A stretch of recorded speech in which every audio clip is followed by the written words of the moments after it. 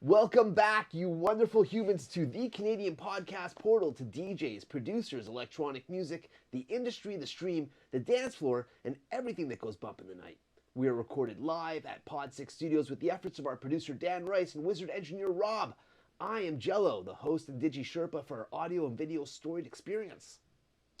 You might think that you know about adventuring and partying, but with this session before us, we're going to get some giant shares via our guest tales that are far from tall. We met in the early 2000s when I first started touring Canada as a DJ in the province of Saskatchewan. He was part of a promotional crew called PPM. I'm unaware of how many area codes were home to him, but I am certain that he eventually moved to Toronto, Ontario, and he hosted parties in the city, and also opened up what could have been one of the more adored vinyl stores in the downtown core. Specializing in acid techno, and there's a diff, but really that store had it all.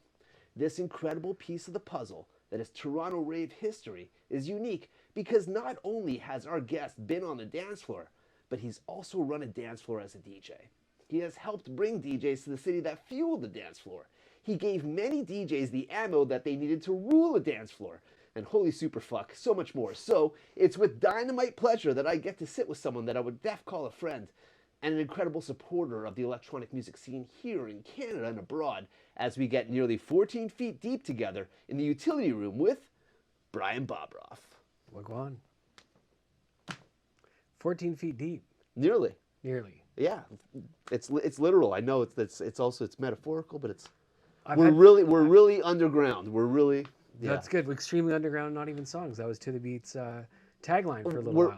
We're fast forwarding to it. I was going to get to that. Well, we'll come back that's well, I will answer. We're here right now. I've had two area codes. I've had 306 and 416. Okay. So, but I've lived in Montreal. I've spent time in Alberta and BC, but I've had two area codes. Okay. So that's clear now. All right. Yeah.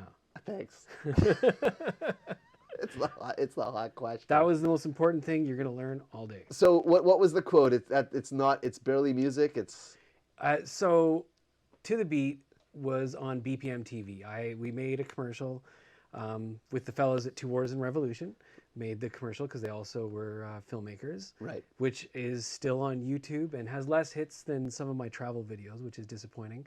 But we're on BPM TV, which was mostly a commercial channel on digital cable. So the people watching it would be watching a whole bunch of commercial Euro stuff, and then our commercial would come on, and then so someone would go look at our site and see nothing that was on BPM TV because the people making music videos were the people with money, and I sold underground stuff. So a guy sent me an email complaining. He's like, I went to your website and you had none of the hot Euro hits of today and gave me a website that I should go look at. And he said, your stuff is extremely underground and not even songs, which I thought, that's our slogan. Boom. And I made it into the t-shirts and I loved it. And then I told the guy, because, he sent me this email and I said, that's great. I love it. And he thought that was great and never asked me for any money. So nice. Not that I made any money, but it's all good. So yeah, that's where it came from. And I actually plan to use a reverse of that because I do Twitch stream from time to time, and I've got a Zen to play like some of my favorite pop music, which I wanted to call Quite Overground and Definitely Songs, which would only make me happy. That was the title of the show I wanted to create for one night, and only I would understand that. But now all of you do. David Hasselhoff has the Hoff. Why are you not the Roff? Oh, that's a good question. Because my nickname as a child was always some variation of Bob. And that goes beyond. So, and like at work, when I send people stuff and it doesn't say Bob, it has my full name, people will reply back, thanks, Bob, without knowing me. So it's obviously natural. So that's where it came from. And I was, like, the thrust thing was a separate thing, which was built out of... Where did that come from? It came from summer camp originally. Thrust? Not the from name. Summer camp? So I went to a summer camp in I'm Alberta. afraid to ask about this question right now.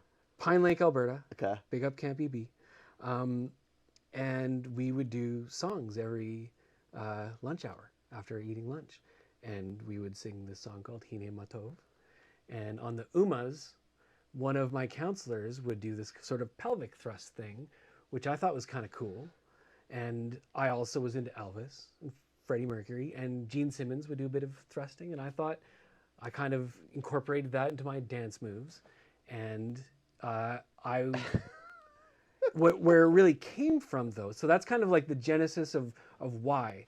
And I used to kind of act out on dance floors before I got into dance music at my college bar. And one day on my birthday, I was at Earl's, which I think we ate at in Saskatoon. I definitely ate there with producer Dan. I can't remember where you and I ate. And on my birthday, like I had a big group, big party, and they sang happy birthday to me. They made me stand on my chair because I knew some people who worked at this restaurant in Saskatoon. Big up Nikki Bissett. And as I'm singing, they made me stand on my chair, and they were singing happy birthday to me, and someone said, "Take it off." And so I started to pretend to take my shirt off. Okay. And then I said, "I'm just kidding," and then I put it back on. And then later on, I heard this table full of women say, "No, take it off," which was amazing to me because that's not something I'm used to hearing. Chippendales was popular. Well, it was a bachelorette party, Right. who was having this big shabam there, and so I got asked by the staff to go to a striptease or a lap dance, not a striptease, for the woman whose bachelorette party it was, and I obliged because they gave me 2 drinks, and I'm a cheap date, so Still? No, but What happened? well, endless disappointment. But so a fellow who worked there was in my Taoism class at the university and became a friend of mine. And he said, if you ever become a DJ, your name should be Thrust. And I'm like, I love that. And I was a DJ on CFCR 90.5 FM in Saskatoon, which was the community radio station. So from that point on, I was Thrust, and then I would dance in a way that lived up to it. And when I'm having a good time on a dance floor, you know why I'm Bobby Thrust. You'll see it, which has been a while. So hopefully that comes out again.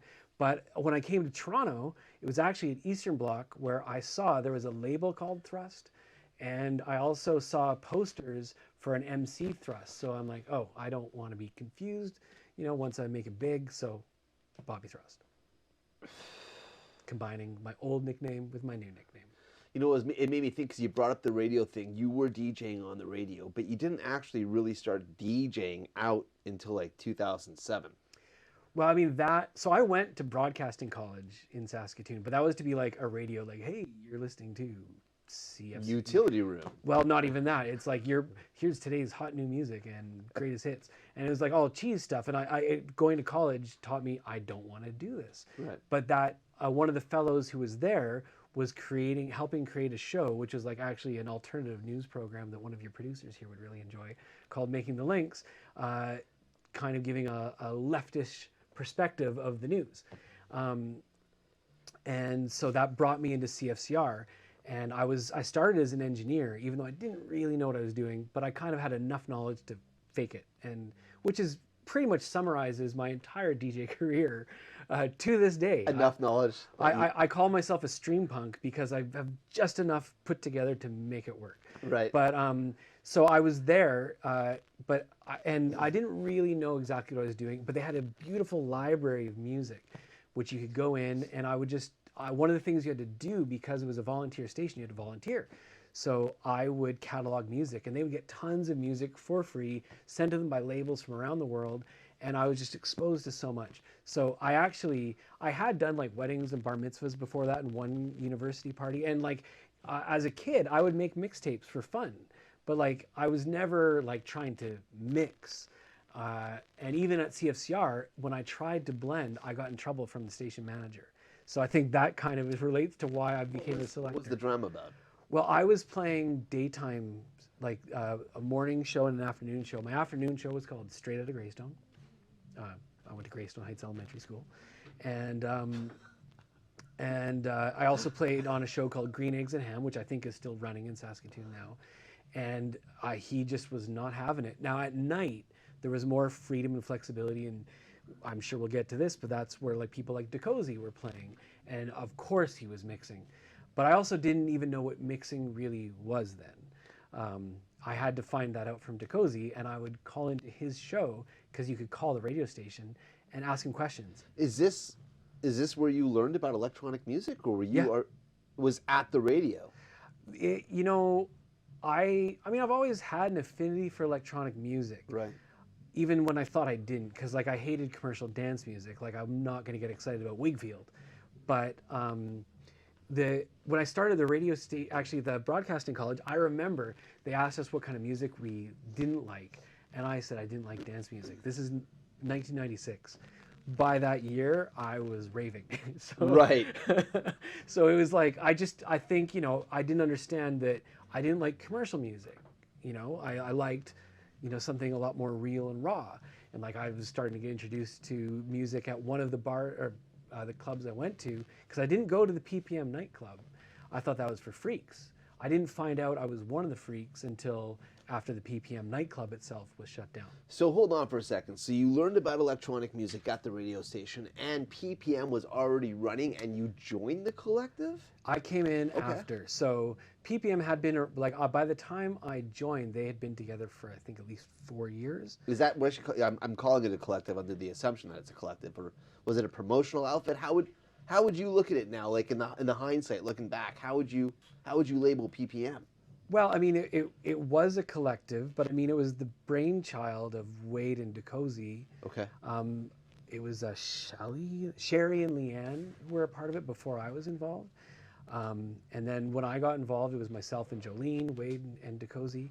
Wade was the puppet master behind the Plastic Puppet Motive. Dacozy's the face, and obviously was the connection to all the DJs, but Wade was the guy with the binder this thick with all the plans and the schemes and the designs and the budgets that never seemed to work out. And he just had an amazing vision for what the parties could look like. So, but it was a collective because it required a lot of boots on the ground. And when I was involved, there was 4 of us, but there was like an army of volunteers and people who helped because people loved PPM and everyone wanted to help. Right. But I did. So going back to your original question, I was aware of electronic music from an early age because like I liked, synth pop and stuff like that, and Prince, where he's playing electronic music, and I didn't even know it, but I wasn't really aware. So I would call into Dacozy, and it originally started like I was aware of him kind of. He worked at Pizza Hut, and Monday night was all you can eat pizza. So being young folks, we sure liked that. And he was one of the folks who worked there. So I knew who he was. Hold on for a sec. You saying now that you're a little older and wiser that pizza is no longer part of the plan? No, I make it at home. Yeah, you make pizza at home. Yeah, it's better at home. You control the sauce, the spice, the cheese. Pizza's an ageless food, bro. Pizza is a staple. Yeah, I love pizza, but I don't love Pizza Hut. Let's go there. I'm just saying. Yeah, Right, it's no, okay. fuck Pizza Hut. Yeah, exactly. So, I was, I remember one night just out with a friend, and we had met these 2 girls, and we're giving them backpack rides, piggyback rides, and we're talking, and it came up that I was on CFCR, and this girl goes, "Oh, you're on CFCR? Do you know Dacozy? I love Dacozy." And that's when I'm like, oh, I should look into this, because girls love Dacozy, which they do. Right. And later on, I would try to steer that to my advantage, which never worked out, because I thought he didn't need the girls. I was interested, but it never panned out for me. Anyway, so he had a show called Techno Prisoners, which was like, when Marcus was on here, he's talking about pirate radio. We didn't have pirate radio, but Dacozy was the Pied Piper for electronic music in Saskatoon, and to an extent, a good chunk of the prairies as well. So you would listen to him to learn, to find out what events were going on. And this is because of accessibility. Yeah. Right, at the time. Yeah, like when I was getting into electronic music, and I heard this conversation with other folks in the utility room, like, you couldn't go and find it in the store. I remember I went to Edmonton, I think it might have been 1996 or 97. It was 97, because anyway, it doesn't matter. I went to the electronic music section for CDs, which was about this big. HMV. A&B Sound. A&B Sound. A&B Sound. Okay. And I bought out the entire electronic section, because I was like, I need to learn more, and we had nothing at home, which I realize now Dacozy would tell me that I should have gone to records on wheels because they did, but I didn't know. Anyway, so I bought like. Was there? Sorry, you got your thought.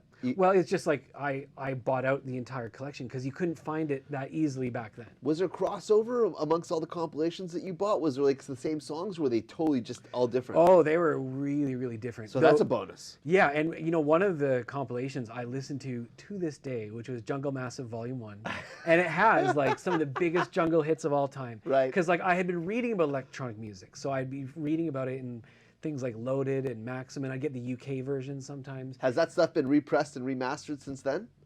Well, I mean, we're talking about songs like General Levy, Incredible. And I mean, I don't know. I don't know Shine. the answer. So I'm asking. Marcus and Lush would probably know the answer. Well, to I this mean, question. that compilation just features all kinds of songs that are like huge, huge hits. Right. that I'm just saying yeah. because on that compilation, you've got like the original masters, and like I'm just saying, it's got to be excellent audio quality. Have you not thought about that?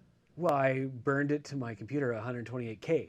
Okay, well that was maybe a mistake. I didn't know I was going to start playing in public.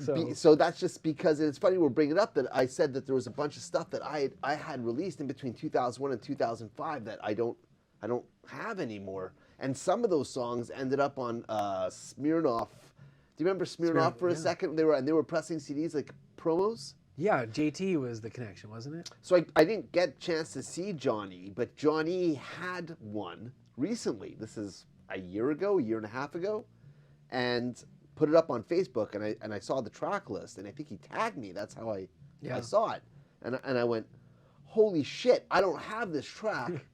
Do you mind? I'll bring you back the CD, even though I've got nowhere to play the fucking CD at all, right? You know, but fortunately, my partner has an old school laptop still with the CD drive in it. Yeah. And so I had to and then airdrop it from that laptop. And anyway, so now I've got a couple of these Smirnoff compilations, and there's different ones, and I was able to get 2 different tracks off of an EP that I no longer have anymore. And I was like, victory, right? And so and then I was bringing up the Cops scenario too, because there's vinyl out there that I don't have anymore. Anyways. Well, I'm saying this because it's pretty wild that you've got all these massive jungle hits. Some of these records are probably deleted. Well, I should mention this is a CD. Right. Yeah. So it's like. But those tracks that were originally pressed, I mean, those pressings are gone now. Maybe, yeah. For sure. But there's also a whole bunch of them that have been redone multiple times. That's what I'm saying. But you've got the original master on. Yeah. It's wild. They're tunes. They're tunes. Yeah, it's got to be. And I still like I said, I still listen to it to this day. And there's a few other compilations that were in there that I've lost. That's the one I kept, because one of them was called Synthetic Pleasures, which was interesting. One was Brassic Beats, but that is also where I started to discover that I kind of like some of the harder sounds. Were you taking these compilations that you were purchasing and bringing them onto your radio show that you were doing and playing it there? Mm-hmm. But I played like I do today, I play anything and everything. So how important would you say, and I mean I'm not doing a great deal of fishing here with this question, but how important would you say radio was pre-internet for discovering new music? Well, if you live in a place like Saskatoon, if you didn't listen to CFCR or much music, you wouldn't know anything about music. Especially by the time I was like a teenager and a young adult, because by then it was just total commercial, and you'd hear, like, you know, go listen to 99.9 now, you hear 10 songs on repeat for 8 hours. So it's not much different than that. So if you didn't listen to that, you weren't exposed to a lot of stuff. So that's why, and if I go home now, I mean, there's people in Saskatoon who have phenomenal taste in music, and people would find it. So there's a lot of with it people who really knew what's up, which is why Saskatoon was a fun place to be. But like for the people who were not quite as initiated, they might still be listening to the music they listened to in the 90s because it's still on rotation. Now that's a small segment of people. Saskatoon's a wonderful city. I love it. I could still conceive of living there, and there's amazingly talented DJs who are the cutting edge to this day. But I'm just saying, if you weren't connected to the right people, you might not have been exposed if you didn't have radio or someone like DeCozy. And DeCozy was on once a week on Wednesday nights, and a friend of mine and I would play NHL 95, order Domino's Pizza, drink Coca-Cola, and listen.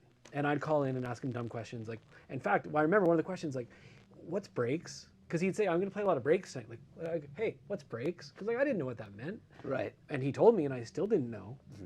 Until the first time I saw a breaks DJ, which was DJ Demonic at the PPM 5-year anniversary pre-party at Zombies nightclub, where it was the first time I knew I was listening to a breaks DJ playing from somewhere else. Now hold on, was that the same night that we met? No, that was the Subterrane night at PPM's The Way in 2000. So I did hear breaks before that, but that was like I'd never heard someone. I had only heard like funky breaks and ragga breaks, and Demonic had played some different things, and I didn't even know how to dance to it. super memorable night for me.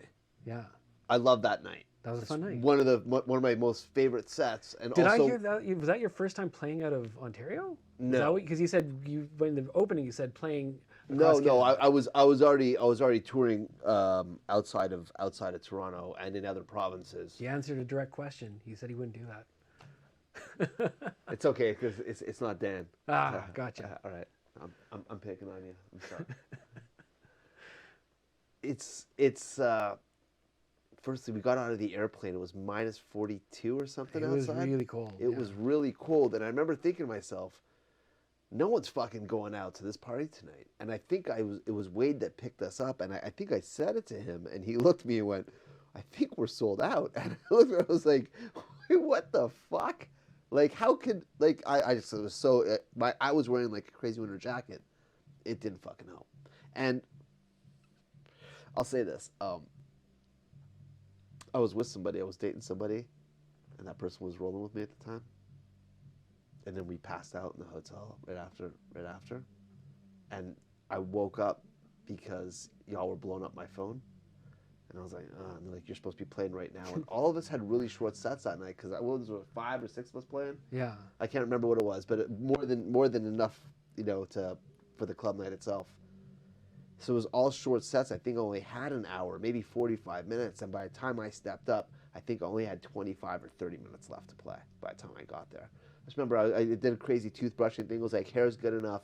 My bag was already, like, because it was the records, I was on tour. It's not like I could go, rummaging through whatever I had at home to pull for my set. I was like, this is the bag, away I go. And then, the club wasn't very far from the hotel. And when we got there, yeah, place was freaking out. And I think it was Groove Robber that was on before me. Oh, right. Yeah. I'm telling you, I remember this vividly because the first record that I dropped was Overdose by Chris Anderson. And You have Chris Anderson. the room just went upside down with the drop. Like it was just such a big vibe moment that was everyone's like lion roar from every fucking person in the venue. It was just at the same time everyone just did yes at me, and I was just like, okay, and it was just, I'm gonna fucking smack you. And I just remember I was just flipping through records. It was just a very memorable set. It was just very, I loved it, and I would say it is on my top 10. And it's one of those things where someone would be like, out of all the places and all the cities and all the countries, like why that? And it's because, I don't know, I'm guessing 250 people in the venue.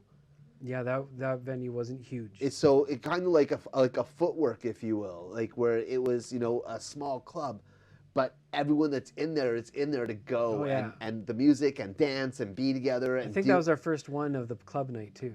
It was just super mega. It was just awesome vibe. And I think the Cozy played after me. Was that right? That sounds right. And then that was the last set of the night. And yeah, it was just an incredible night. Yeah. That was good. I'm happy. Yeah. Yeah, that was PPM's The Way, which was the second last thing we did as a crew together. How did promoting in Saskatoon differ than Toronto? Well, I mean, the main difference was it wasn't my party. Like I said, I had joined. So I came to PPM first because I had come from, like I'd gone to more mainstreamish things, though I had fallen in. My favorite place before going to PPM events was called Checkers, which you'd hear 13 Beastie Boys songs a night. That's the first place I heard Higher State of Consciousness or The Bomb, Chemical Brothers, Armand Van Helden. So that's where I really got the fever. That was the place. I think it was like DJ Scott Andrews, Nathan Harlan, and Sonny, I think, were the DJs that I was listening to. And they'd have dance contests. I won 13 Checkers dance contests. I would try not to win, but I'd still win because like they play Beastie Boys songs and I'd go apeshit and have a great time. But it started to change, and I remember what really obviously set the night off for me is like people used to encourage silly dancing. And then I remember getting beer bottles thrown at me one night, like, oh, this is a bit wrong. And that's, like I said, I was listening to DeCozy, and I would learn about other events going on. And nearby there was a gay bar called Divas, which they'd sometimes have events there called Unity after the PPM club closed down.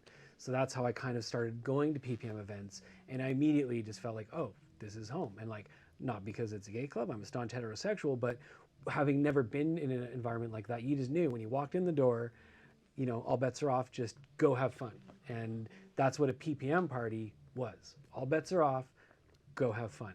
And weird, crazy stuff happened. And it was just filled with characters, especially like the honeymoon period, like the beginning until the first big party I was involved with, like 96-ish to 99, was just absolutely amazing. And like every night was like electric, and because there weren't things every night, you know, you might have to wait 3 months or 6 months or a year for like something big to happen.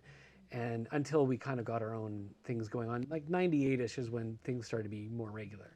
But like when something happened, people were excited for it and gave it 110%, Right. to say the least. Right. And so people were really up for it. So that's how I got involved, is like I didn't want to just watch anymore. I felt like I had something to offer.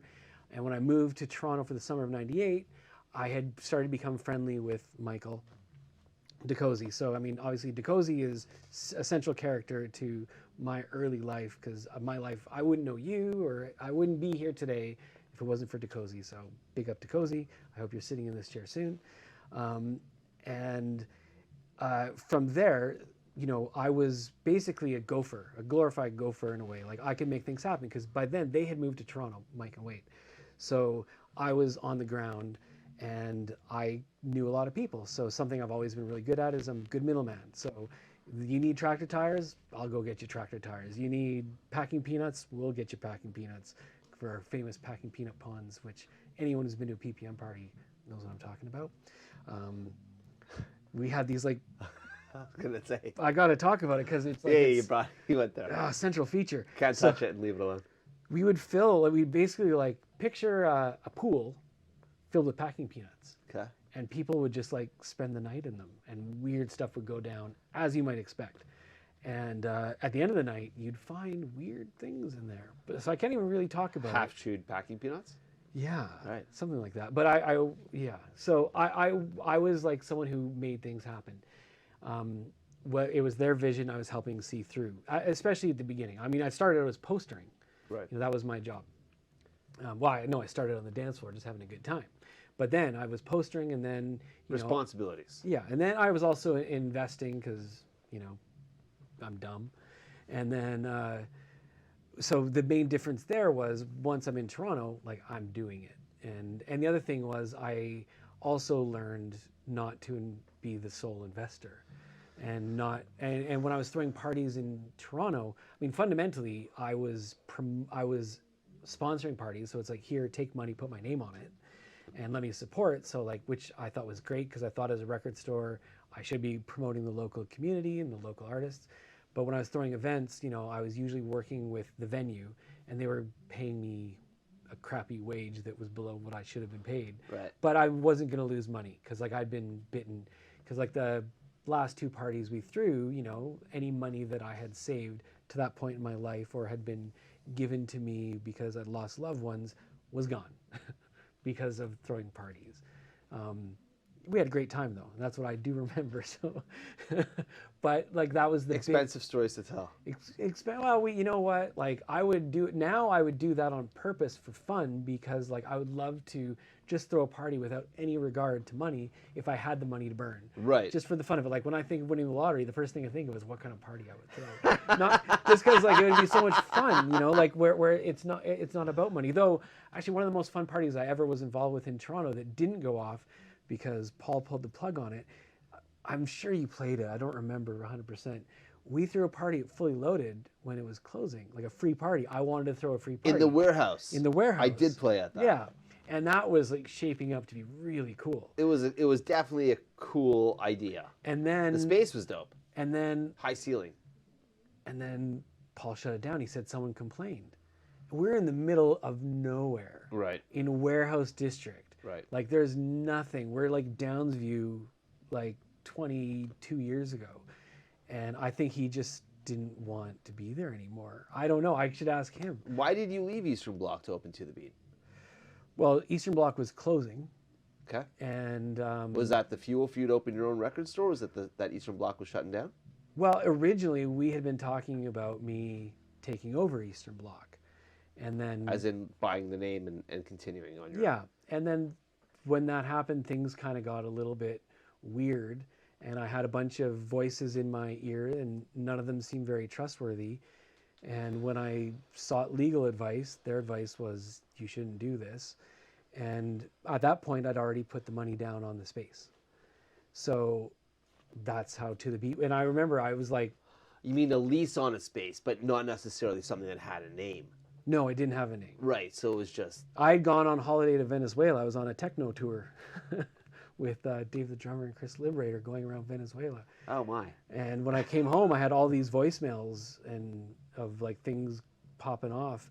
And yeah, it got weird for a little while, and I just realized I had to do something.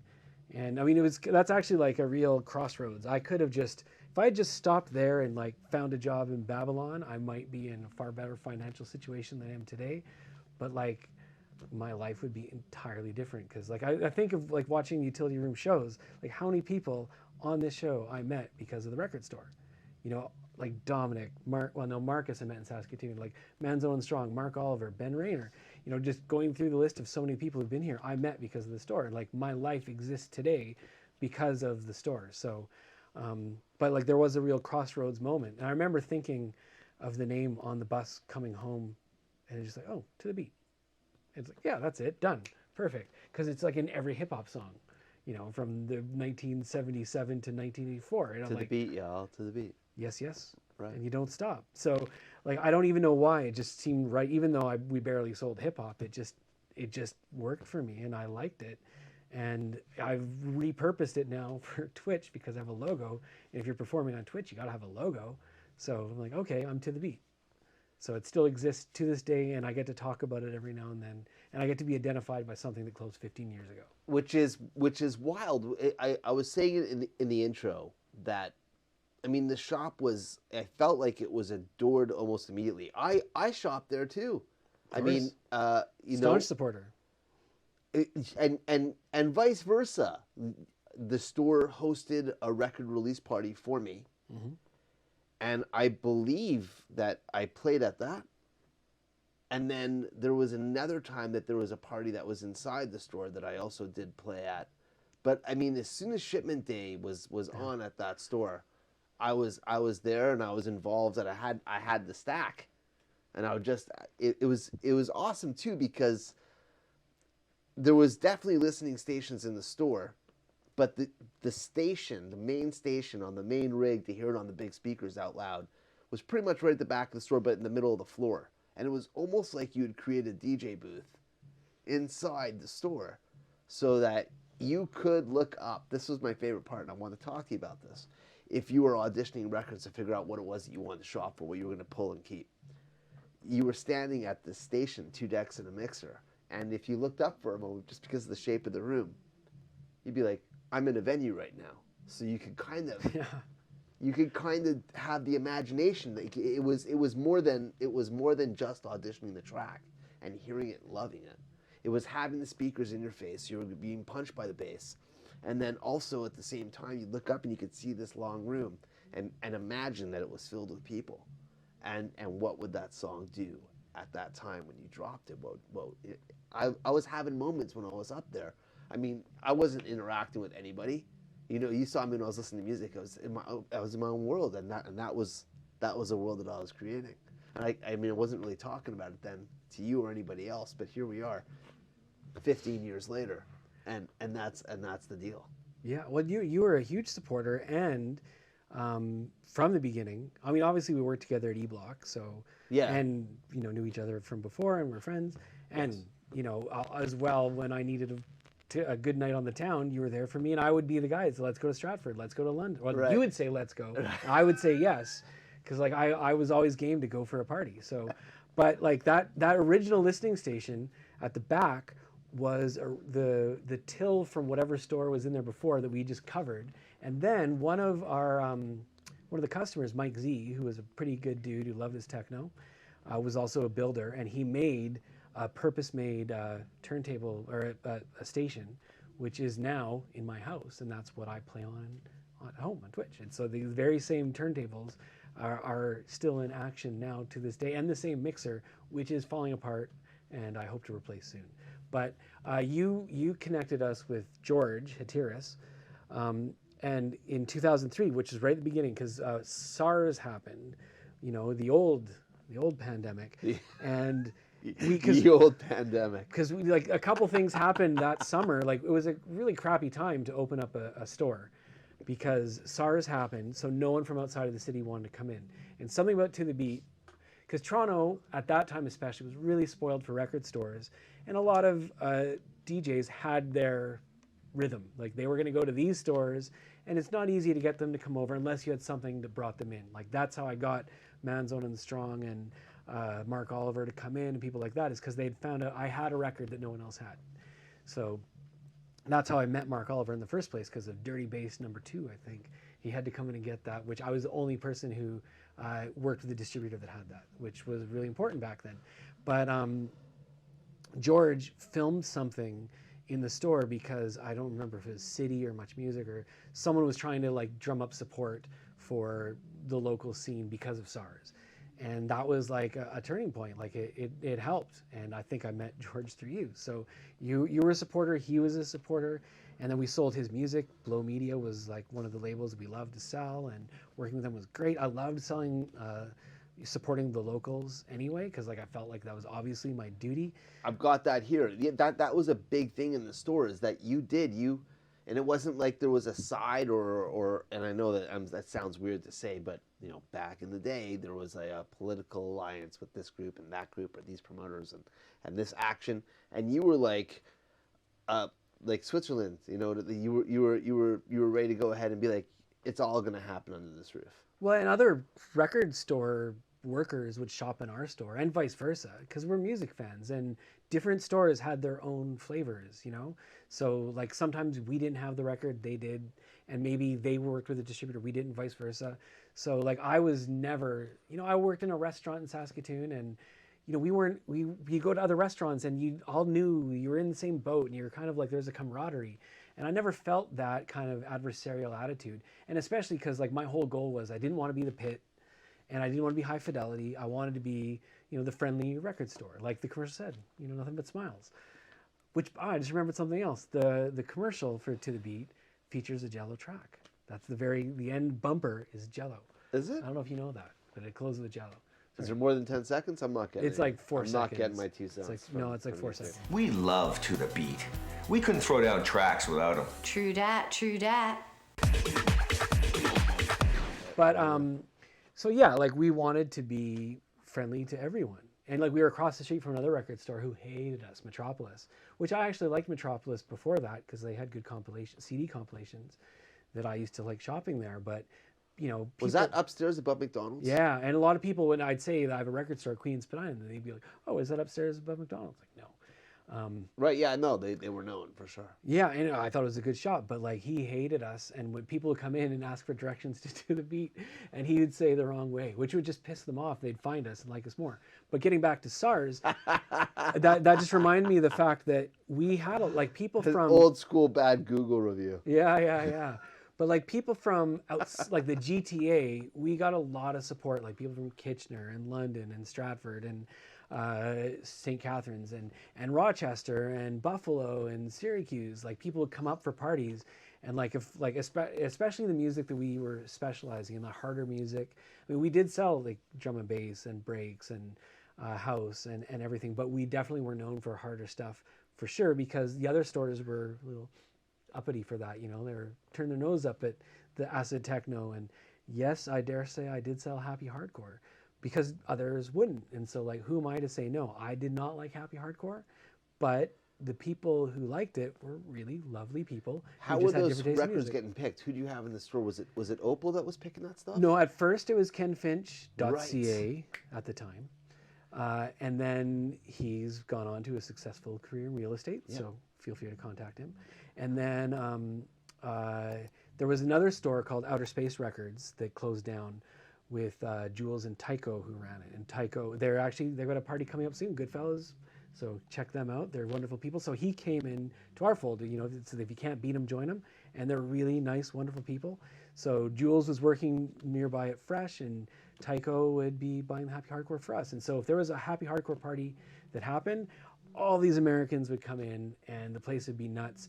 And they'd come with duty-free booze, and there's still Jägermeister stains on the floor when I closed to the beat, because I would accidentally spit it out while trying to say goodbye to Justin Tice and too much at one time. And sorry about that, Justin. Anyway, so I just believed that everyone had a right to buy the music they wanted to buy, and if other people weren't selling it, that was my job.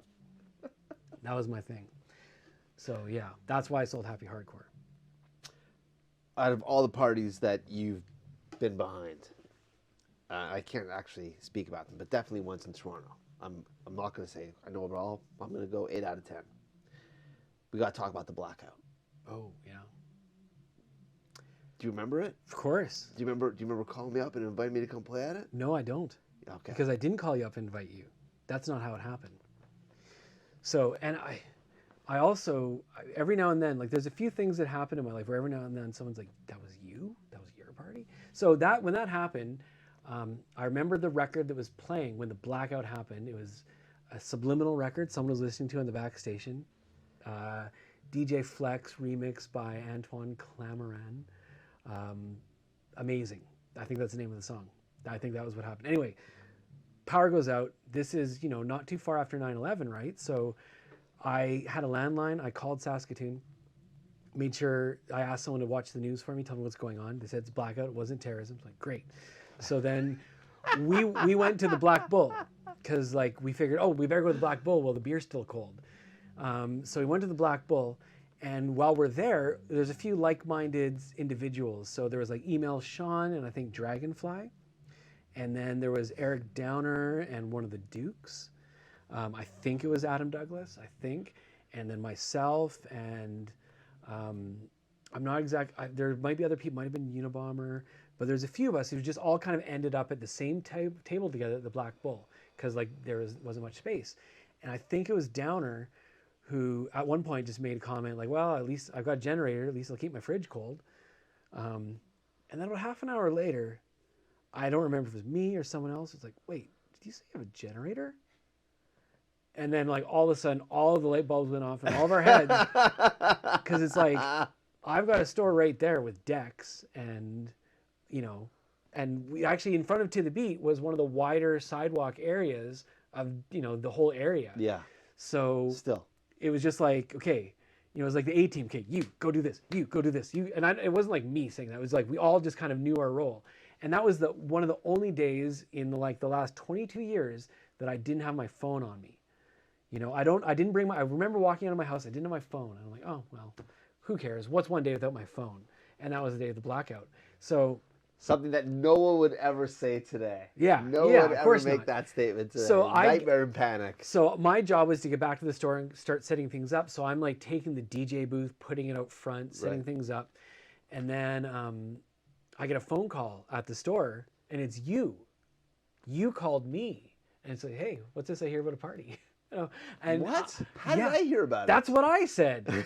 I don't know, because I didn't have a phone, so I wasn't calling anyone. And obviously, even back then, your phone is where your phone numbers were. Right. So I didn't know. So you called me, and I remember now. I remember what happened now. Someone sent us, I think, a bunch of pictures, just a month ago, from the blackout. Someone took a bunch of pictures and shared it. I think it was to you because you're in some of the pictures. So just recently, someone reached out to the Beat Facebook account. Oh, it was Dan would have seen it. So, and it shared some pictures of that night of the Dukes playing and Dragonfly, which I didn't remember, but I think he was with Email Sean, and you played. And that I will say that was one of my favorite nights, probably of my life. Agreed. It was just electric, and it wasn't unbelievable. I was the last guy to play. And you would have kept playing, but people were throwing beer bottles off the top of the streetcar that they were dancing on. Yeah. The streetcar looked like a bunch of monkeys had climbed up on top of it and were just going bonkers, banging away with on air drums. It was just like the whole world came together, and it was the one time we made the news, like Globe and Mail and different. Didn't translate to sales, but it was just an amazing night. And the other thing was I lost my mind. It was a cop that asked me to stop playing. Well, the cops came and talked to me for a while, and so they're like, "Can we go into the store to talk?" And I didn't want to let them because we were selling beer, and I don't think that was legal, because I had cleared out that I had cleared out. I didn't have any money, so I had taken some ticket money, and email Sean went and bought beer at Amsterdam. So fortunately, we sold all the beer, so I could repay the ticket money, and then with the leftover money, I got wasted, and had a great time. But a cop came in, and I was not in 100% Copus Mentis shape. And he wanted to come in, and I'm like, no, let's talk outside. And he was wanting to shut the whole thing down.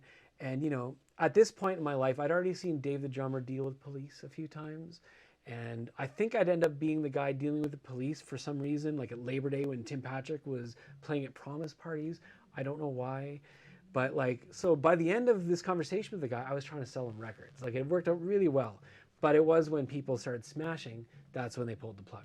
So if people had been a bit more mellow, because it's always, the one bad apple that spoils the bunch, we might have kept going. But it was, there was nothing else to do. We were providing a public service, and it worked. Everyone had a great time. Anyone who was there will tell you it was an amazing time. Amazing. Yeah. Yeah, one of a kind.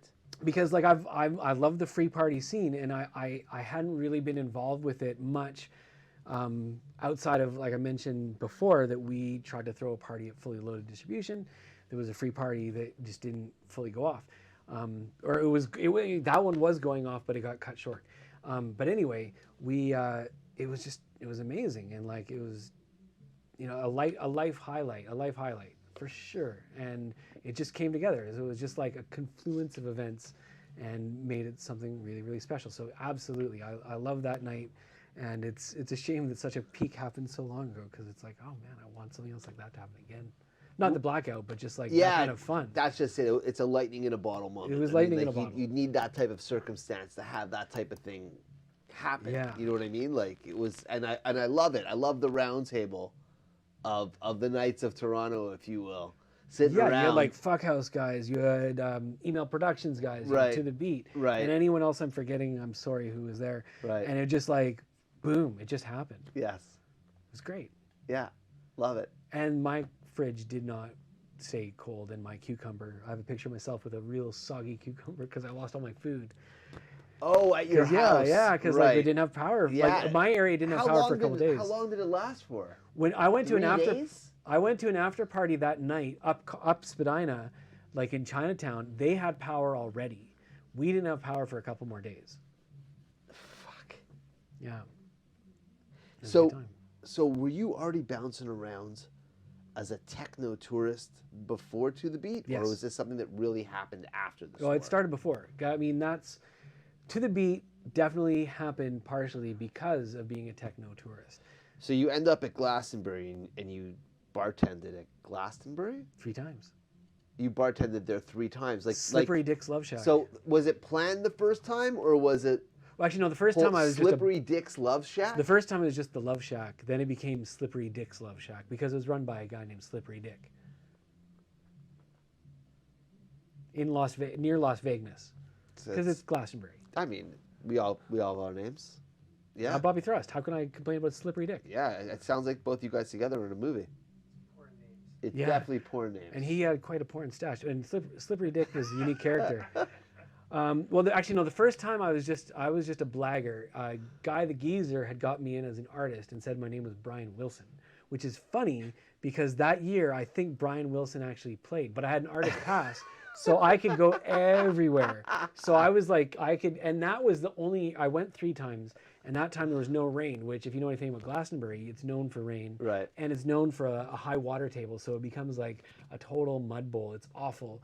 And the last 2 times, it just made me not want to go to festivals anymore.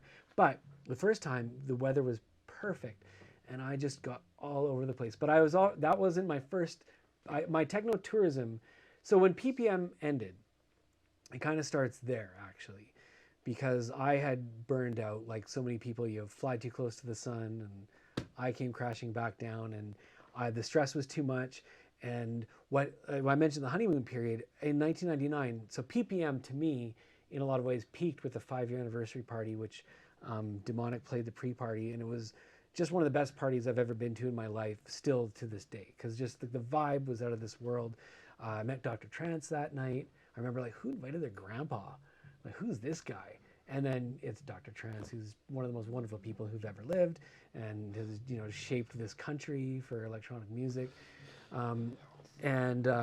But that night, like I remember, he on stage was speaking about how amazing the party was, and like this is a guy who knows what he's talking about. I was in tears because like I was just like so moved. Like anyway, that was like the high watermark. And then there was a bunch of like things started to change because things were getting bigger and there's more all ages. The Fun for Cowboys were coming out, and you could shop in the rave section of Randy River. And our last party like was the first time our paramedics ever had to be used. And I was thinking, if we ever did a party again, someone's going to the hospital or worse. And I didn't want to be a part of that because things were turning into what the naysayers thought they were turning into, or thought we always were. And so I needed a change. And like, we oversold a party and still lost money. And I was just like, something really wrong is going on. I needed out. And so a friend of mine invited me to go to England.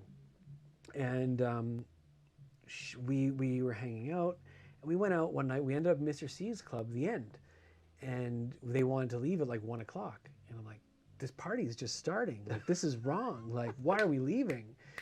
And so the next weekend, I was like, I need to do something different. Like, I'm in London. I got to do something different. And Dave the drummer had played our last party, the PPM 6-year anniversary. And I'd met him before because he also played the 5-year anniversary, but we became friendly at the 6-year anniversary. So I was just doing my laundry, and I'm in an internet cafe sitting next to a neo-Nazi who was telling me about beautiful Aryans, which is weird, not related. I didn't support him. And I got this email from Dave the drummer saying, give me a call and we'll hang out. So I call him right away, and he's like, oh, hey, yeah, well, I'm actually going to Leeds tonight if you want to come to a party with me. But you got to get here in like an hour, which I did. I got there in like 45 minutes. Right. And we hung out, and I told him that. I remember telling him that I was done with PPM, that we're done. And he was sad because it was a good time and he wanted to come back. But like, like everyone who's involved in dance music, at some point you retire. Right. And then you come back. Right. Under a new name. Yeah. And so I just recently heard it's your third alias that's successful. That's what I need a third one then. Yeah. So I went up to Leeds with him and DDR, whose wedding was the last reason I went to England in 2019. And I had a really interesting time. He played at a place called The Cockpit. This is when Magnum Force was the biggest tune in Technoland on Lucky Punk. And I was supposed to go on a tour with Marky G, and I gave him some bad advice on his rental car, and instead of putting diesel in, he put regular unleaded and ruined his car, which he's supposed to play 3 gigs and ended up playing 1 because I ruined his car. And he wrote about it in Wax Magazine because we tried to learn how to siphon, but we weren't good at it. Instead of just started huffing gas by accident. But I ended up in... Holy fuck! I ended up in a place called Yeovil, which is nowhere near Leeds. So Leeds is kind of, you're closer to Scotland than you are to London. And Yeovil is kind of southwestish, I believe, near Salisbury, which is closer to Glastonbury, actually.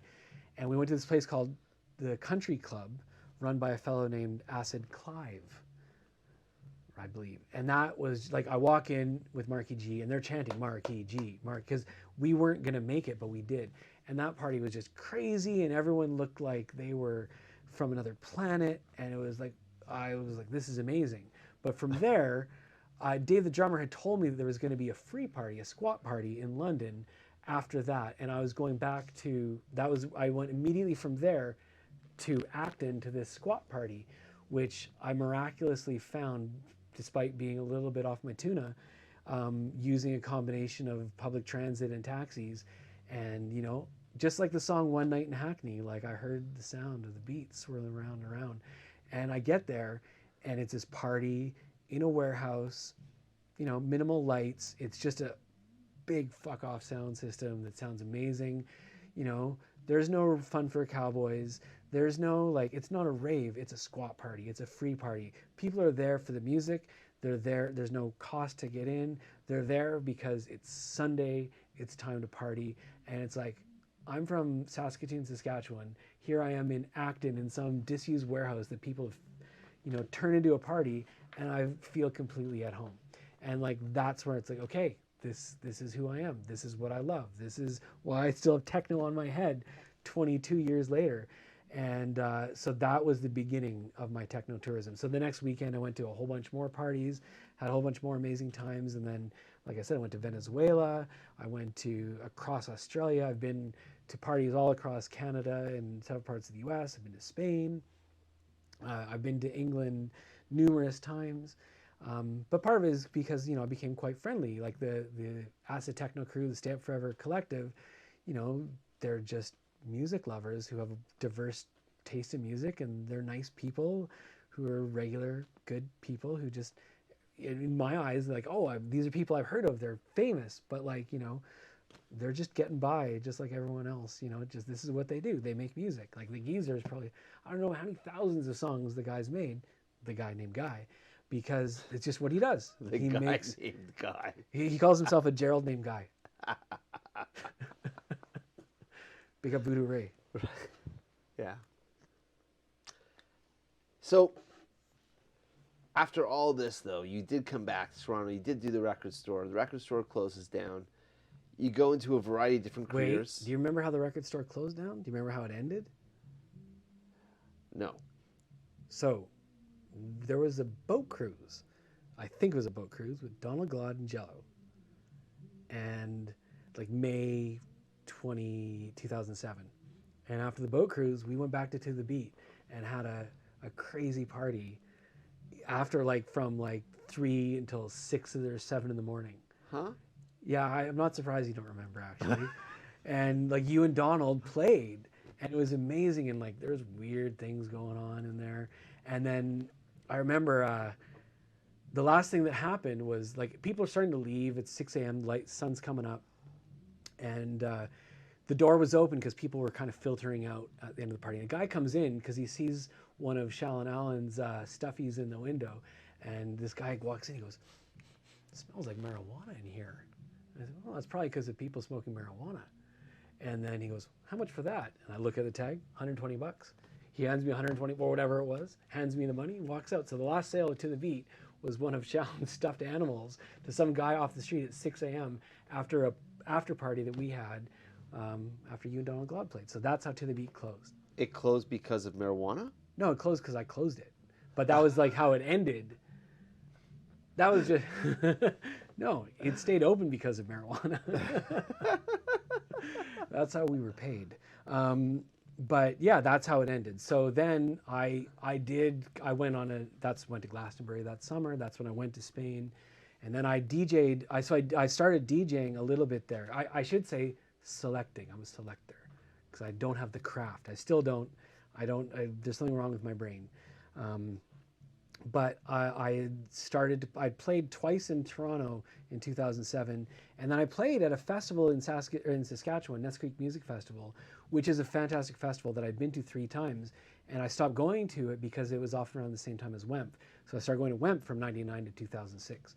And then in 2007, I went back to Ness Creek, and I played there, which is one of the best DJ experiences of my life to this day, because like I had a tent going off. It was great. It's not the back-to-back that you did with me at the SS? Well, I would have. I'm sad. I'll tell you. I wish I was more prepared for that night because I didn't come with enough records. Are you saying that you felt inadequate Yes. when you were Yeah. with me? Oh, definitely. I have an imposter complex on a regular basis, and I Wow. definitely did that night, for sure. Because like I have, especially like I recently have. I'm a hybrid now. I'm content to play digitally and vinyl and back and forth. Because like I was Twitch streaming and unemployed, so I wasn't getting new music. And as any DJ knows, you get tired of your music and you need new music. So I had my entire digital catalog untapped as far as performance goes. And I love down-tempo music like Nightmares and Wax and Massive Attack and all kinds of stuff. And almost all of the stuff I had on that was digital. and I wanted to play it. So Demonic had lent me his Serato, and I'm like, oh, I've had Serato at home for like 6 months, and so I used it to do that. But yeah, so that's I went to work in Babylon and was working in a job, and what kind of slowly eked me back was footwork. I was friends with Chris Avila, who used to do sound at System Soundbar, which we threw some parties at. We've had some really good times there. And he was doing lights there. And I used to do lights kind of for fun at parties. Like, I'm not a professional, but like I would just kind of get into it because I felt like it was a way of dancing and participating. And if you were doing a good job at lights, you could impact a crowd to a lesser extent than the DJ. But if you were doing the right thing, it's a part of it. You know, it's all part of the show. And I kind of got really into it. And I would kind of play with it there. And Steph at Footwork was like, hey, you know, you're kind of okay. And then eventually they started paying me to do it, which was kind of neat. So I kind of got to be part of the Footwork crew, which was great because, like, you know, obviously Joel and Steph are two of the realest dudes in the scene. And I'm just like, you know, I love those guys. And I was just happy that was my way of kind of getting back in, because I did reject things for a while because I just needed a break, because I had been like deep into it for so long, and like I missed out on all kinds of music because I was just so focused. And then, you know, now I became more open-minded and was grateful for the opportunity, but I also had a day job, so I couldn't do it all the time. And then they got really good lights, and it was like beyond what I could do. And anyway, so that's kind of what brought me slowly back into things. And even now, that's kind of, Twitch is my way of staying connected because I'm not going out very much. If you could go and do it all over again, what would you do differently? Which part? Throwing parties? The record store? I guess the adventure. The adventure? Is there anything that you would change? You think that now that you've got that hindsight, it's all 2020? Well, I've definitely have had foot and mouth disease numerous times, so I could go back and change many of the stupid things I've done and said. And also, you know, I mean, with the record store, the thing that kills a record store is the stock that you don't sell. So in retrospect, when I closed it, one of the things I could have done, because record sales skyrocketed the second I closed To The Beat, but it wasn't dance music. It was everything else. Right. You know, dance music, obviously, it's so easy for DJs to plug and play, and I don't begrudge anyone that. I have taken my records to England, to Mexico, to California to play, and you know, I have 2 crates and 45s. I know how your back feels after all that, so I don't begrudge digital music. But all the collectors and selectors and the 45 addicts, they're still going strong. So what I wish I would have done, not wish, because I needed a change, but like what I could have done differently was, instead of trying to guess what people wanted, was kind of maybe just let people know everything we had on offer and let them choose, you know, which is essentially what the internet is. Like, because I could just take if I had just taken all of our distributors and said, this is what you have access to. What do you want to buy? Prepay. If you don't get it, we'll give you a credit and you can use it to the next thing. Something like that. That's what I could have done. And I wouldn't have had stock. I could have been doing it forever, maybe. I mean, it's essentially Amazon. Right. Like, you know, that's what could be what they do. Like, they, you know, they farm things out and you buy what the marketplace is. Right. So they don't have to own the stock. I mean, they have their own stuff, but a lot of the stuff they sell is the marketplace. So like, that's something I realized soon after I could have done differently. But at the same time, you know, you want new challenges, you want new experiences. You don't want to be doing the same old. Like, you know, so I need to do different things because I need to keep learning. Otherwise you get tired. Is there a reggae version of your adventures in the multiverse of raving madness? A reggae version? Yeah. Yeah, the dub side of Thrust. The dub side of the Thrust. Yeah, there is. There is. Because, you know, there's a question that you often ask, which I don't feel appropriate for. And Which is what? Your three tracks. You know it's coming. But and I realized when I was thinking about it, they were all reggae. I love reggae. I mean, that's the thing. Like, it's hard for me to do anything because I just have such diverse interests, and like I don't want to pick and choose. They're like children. So I don't know. There is a reggae I would. Well, I don't know, because when it comes to reggae, I like playing it, but I don't. There is a fine line with appropriation. You know, like I don't know what I would do differently in that sense, but like, reggae is definitely something that I listen to just about every day still now. And when I went, actually, my first Glastonbury, I really noticed how influential reggae is, because every stage I went to, I heard reggae influences, whether it was a rock stage or a dance stage, reggae was everywhere. And that's when and I remember actually I spent the 2002 Glastonbury going to every merch booth trying to find a Rastafarian garden gnome, because I thought if there was a place that had it, it was Glastonbury, but they didn't. So if I could do it over again, I'd find that Rastafarian garden gnome. So we're here. It's funny you brought it up with the 3 records. I've got my own little twist, if you will, which I'm trying to tailor, because I feel like it's too broad. If I ask everybody, it might feel anticlimactic in the show. So, but if it's more tailored towards the guests. So, although you never produced any of it, you certainly sold a lot of it. I'm an MC on 2 tracks, though. And both of which are acid techno. Essentially, yes. Which is why I'm here to ask you, what do you think were the 3 most important acid techno records? In history or into the beat? Let's go to you. Yeah, I feel that's I can't say history that's going to be, I don't know. I need to ask maybe Chris that question, or Henry. You should get them on. Or Guy. I've had Henry. Oh, that's right. I listened. Yeah, of course. Dave was with us. Hi, Henry. Well, for me, the first one, that's easy, which is Purple Heart by Rebel Yell, which is a combination of DJ Giselle, who's a phenomenal DJ. I love hearing her play. I've heard her play many times. She's so good. And with Guy on the desk.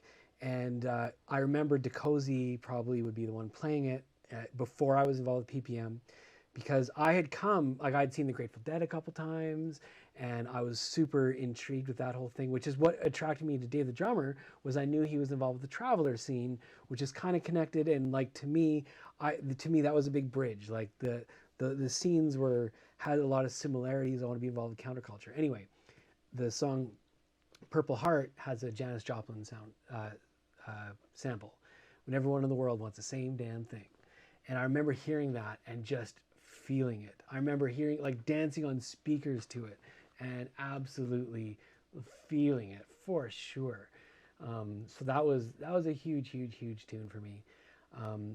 Probably Unlucky Punk was another good one, and there was multiple mixes of it, because I remember like Chris Libber and Dave the drummer, to me, obviously they're friends, but they're phenomenal talents, and they would play at Wemph. And I remember that song, and then the remix the following year, like I think it was 99 was the original, no, 2000 was the original, 2001 was the remix. And both years, that song destroyed Wemph.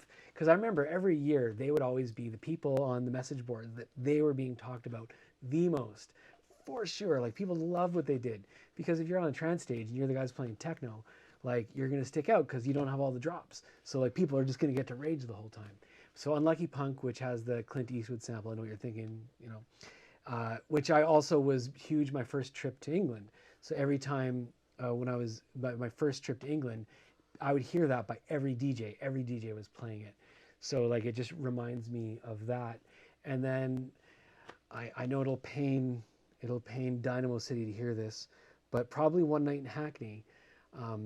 Because it might be like Hydraulics 9 and One Night in Hackney might go to bat for being 2 of the top selling tracks of all time into the beat, which also was John Starlight, which we can come back to, because I know that matters to you.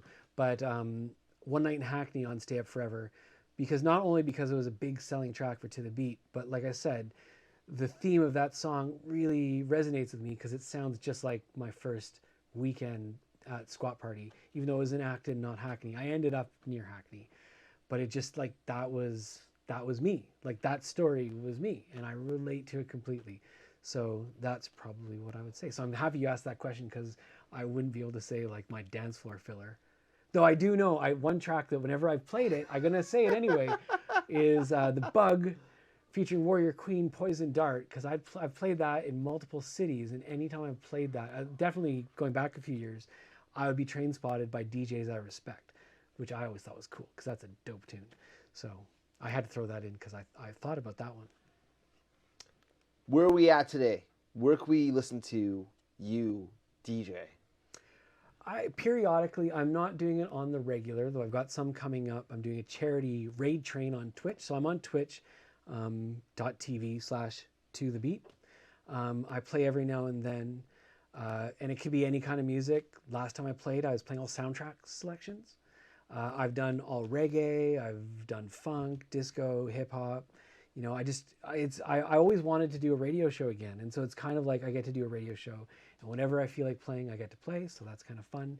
So it's Twitch. And Twitch has been my therapy for the last 2 years. It's kept me sane because it's actually one of the most positive places on the internet right now. And maybe you're watching this on Twitch right now, so flash some emotes. Probably not. Probably not. No. We're not there anymore. Oh, so you're not watching on there? No. But that is because like I mostly don't post on Facebook or Instagram or anything Right. like that anymore. Right. Because like we were talking before, I don't want to see some of the negativity. And Twitch is just like a place where people connect. It's like early raves. Like people just come together because of a shared love of music. So it's amazing. It's amazing that you feel that way. It's a little bit what we were talking about before we really started recording for tonight's show, which is that, you know, scrolling can, it's what is it? You know, I'll challenge anybody to this idea, which is that, you know, if you're scrolling right now, for example, whatever it is that you're doing, I promise you that if you do it again the next day, it's going to be the same thing that you just did, and as it follows. Mm-hmm. And so I get it. Once in a while, it's kind of fun if you want to just bounce around and just have stuff aimlessly thrown at you. But if it's directed, which is a little bit better. So if I open up Facebook, for example, and I want to know what Chocolate Puma's up to, I'll go right to Chocolate Puma's page. Mm-hmm. And then I'll go and I'll see what's happening on the page. And I can get caught up in that moment. Same with, you know, another example, Lock Club. I love Lock Club. Are you paying attention to what's happening with the Russian punk scene? No. Fucking, oh my God. Amazing. I believe you. Yeah, it's fantastic. Check it out. Tough times lead to great music. It's stuff is definitely getting a little more aggressive out there again. Yeah. I felt like we went through a strong decade of yawn. Yeah. You know, or at least the yawn was spotlight, and you know, not like the aggressive stuff was not happening. It was happening. It just wasn't forefront. You gotta look for it. You had to look for it. That's right. But now I feel like you don't have to look so hard. It's kind of. Well, that's the other reason I like Twitch is like I'm turned on to so much music because there's lots of people with great taste, and I'm also like just songs that I've loved forever. I remember asking Demonic years ago the name of a song by Cuddy Ranks, and I tried. It's one of the Frere Jacques in it, and he looked at me like I was an idiot, which I've now found out was The Builder by Cuddy Ranks because I heard it on the Next Men show. And like, what's that? And like you could ask the DJ, what are you playing? And they can tell you. Unlike if you're playing on stage, you're gonna tell me to shut the fuck up if I'm asking you what you're like. That's old school. No. Like, today you share. But like well, not even that. It's just like I'm mixing. Fuck off, I'm mixing. Okay. You know. But now it's like there's time and people will tell you and people share and collaborate. And it's just great. So like there's so many songs. It's like, oh, that's who that is. And now I buy it and I own it and I support it. And it's great. Right. I loved it. This was great. Thank you. I appreciate you. I appreciate you. Cheers. L'chaim. L'chaim. We're with Brian Bobroff here, nearly 14 feet deep in the utility room. My name is Jello. Thank you very much for being with us. Again, we'll see you next week. Thank you very much for watching. If you've had a great time, and I hope you have, there's more awesomeness right here. Jump into these episodes. You know you want them.